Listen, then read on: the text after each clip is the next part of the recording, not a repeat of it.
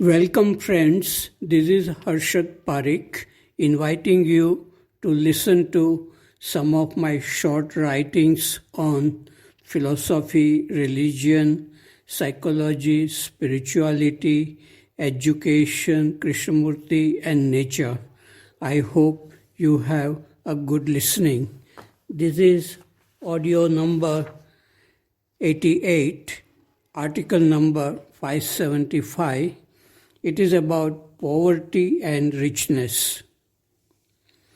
In 1989, while waiting at Tirupati bus station for a bus going to Madanpalli, somebody stole my pocket, which contained about rupees 5,000. Whoever did it must be very clever, quick, and fearless. We were there right in front of our luggage, but we were probably absorbed in reading a newspaper. The pocket was in a small bag which had an unlocked chain.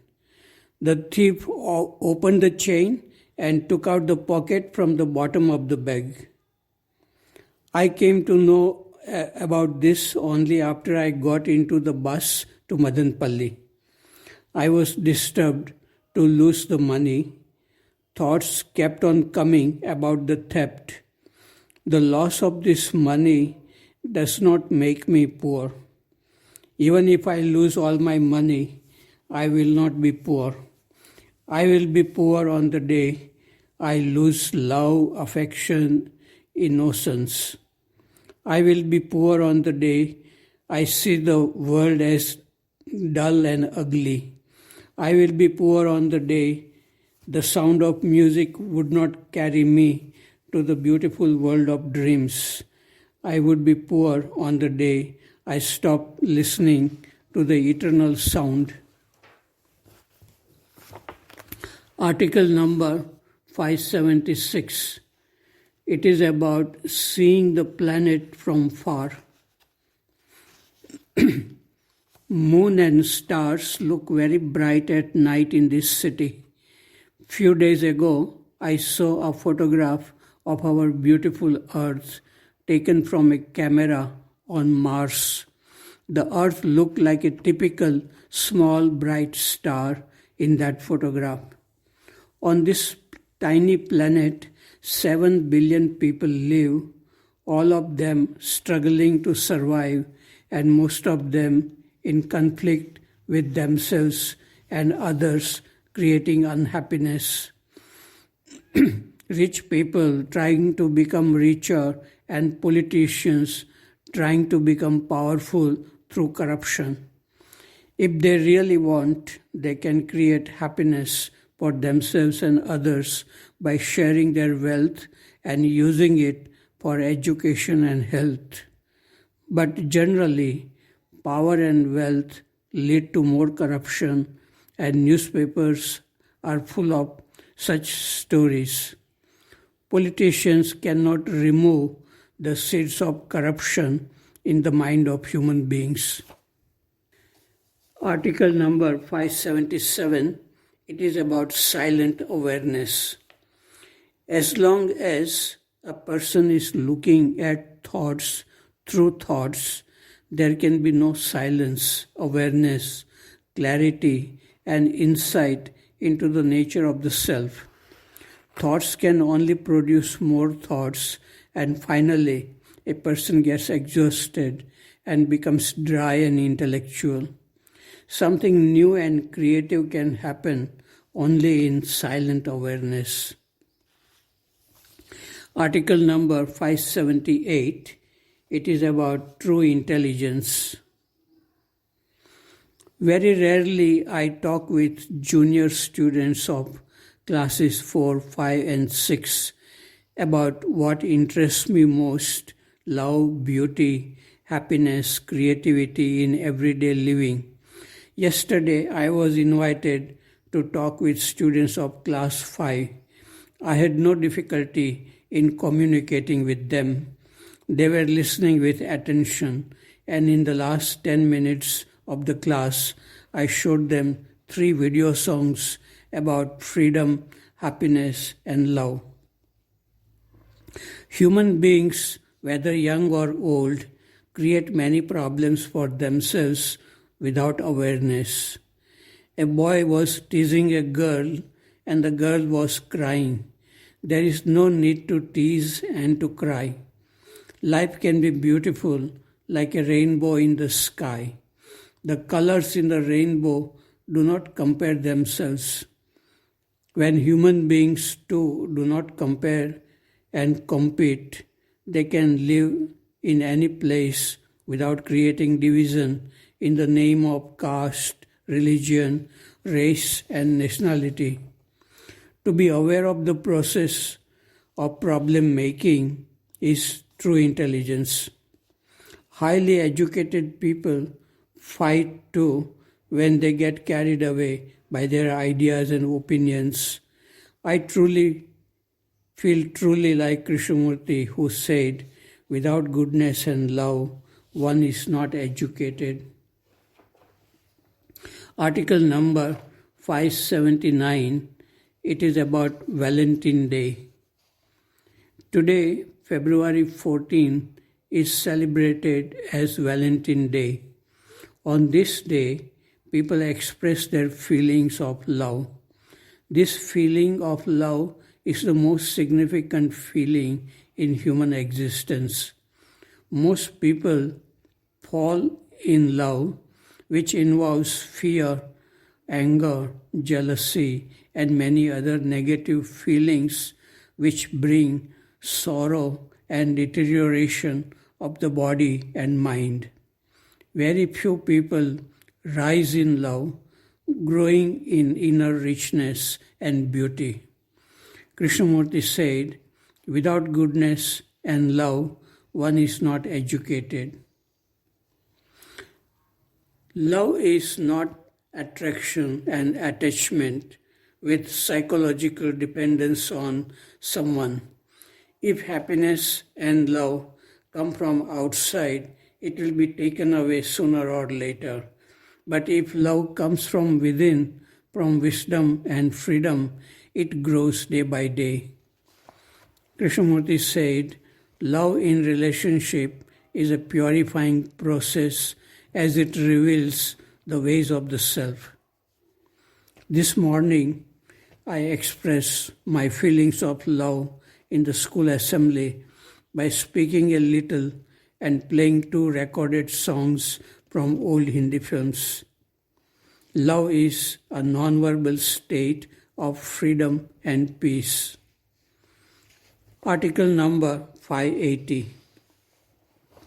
A love story. A beautiful love story I was reading for the last few days.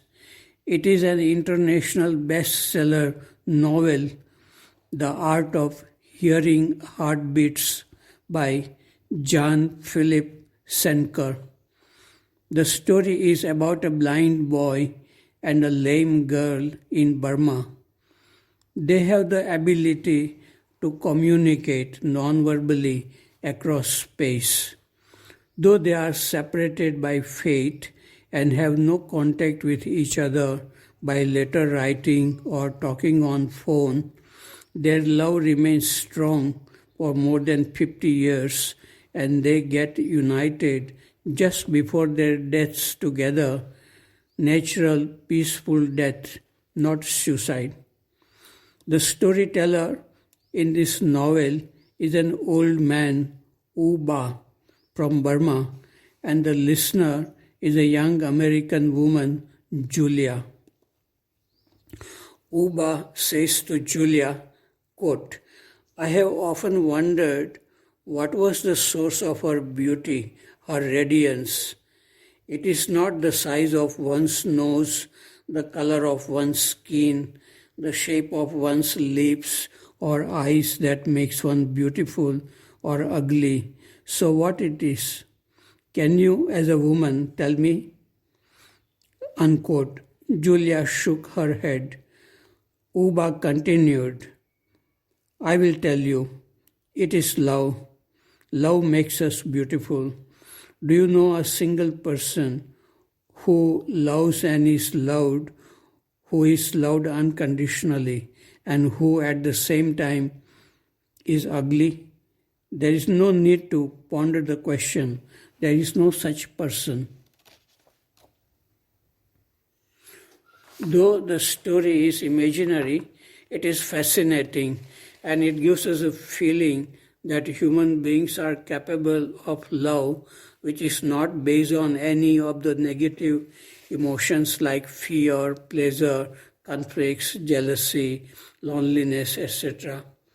I felt like sharing the story of this book with friends on Valentine Day today. Article number 581. It is about studying efficiently. Since the examinations in schools are about to start, this article may be of interest to students, teachers, and parents. This was written 25 years ago when I was teaching in Rishi Valley.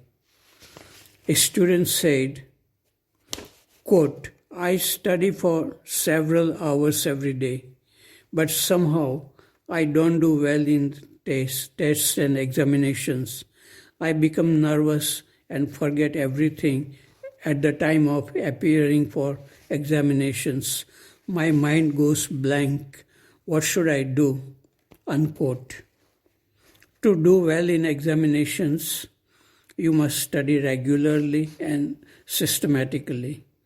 There must be order in all activities of daily life.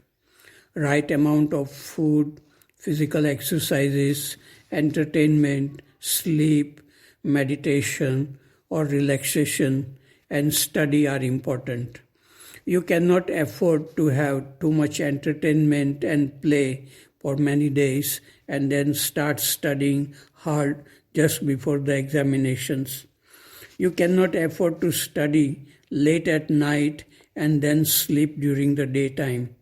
To do well in examinations, you must worry less and study efficiently.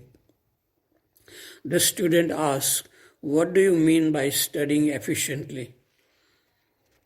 I said, it means that when you study, you give your whole mind to it. Do not go on studying the textbook again and again with your mind wandering here and there. Always keep a pen in your hand and a notebook in front of you. Study the textbook only once, but understand every line, paragraph, and page.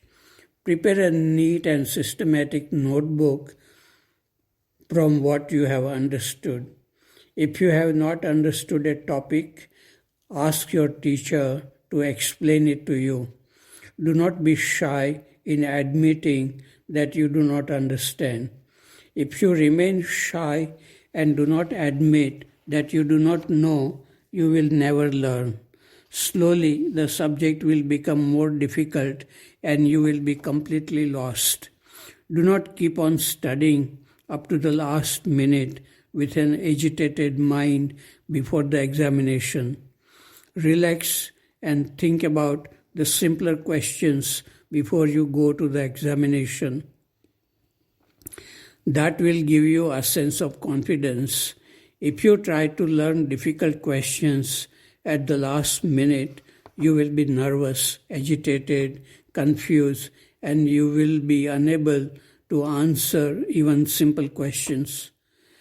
Studying becomes efficient and interesting when the fear of failure and the pride of achievement are absent. Remember, life does not end with ICSE and ISC. There is so much to learn after ICSE and ISC. The greatest and the most exciting learning is learning about the self by the self.